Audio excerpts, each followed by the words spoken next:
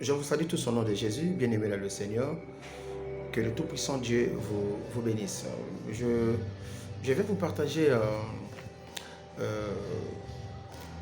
ce texte de Hébreux chapitre 11, le verset 6, qui la Bible dit que hors sans la foi, il est impossible de lui être agréable.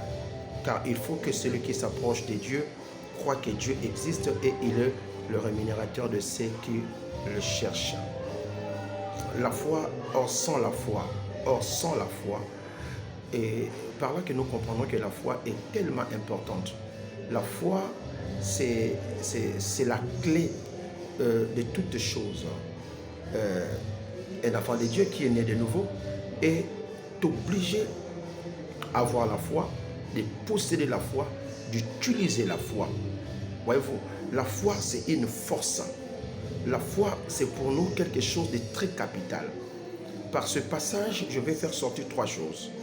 En regardant ce passage, nous comprenons que la Bible veut nous dire, premièrement, si donc nous ne pouvons pas être acceptés, nous ne pouvons pas être agréables si nous n'avons pas la foi.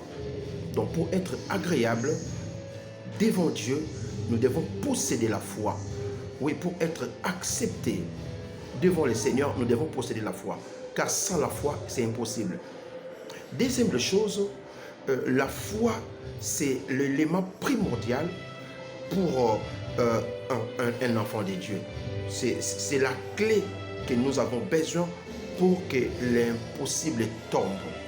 Aujourd'hui, nous sommes en train de vivre beaucoup de choses qui semblent impossibles dans notre vie. Mais oui, pourquoi? Parce qu'on n'a pas la foi. Parce que nous n'utilisons pas la foi.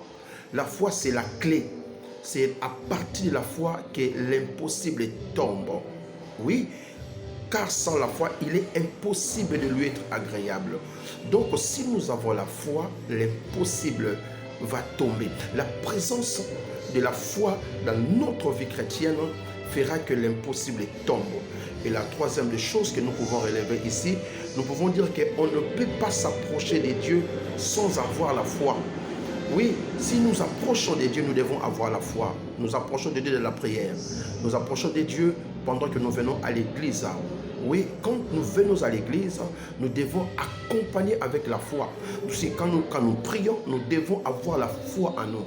Et si nous n'avons pas la foi, alors, bien-aimés, nous ne pouvons pas être agréables. Nous ne pouvons pas être acceptés.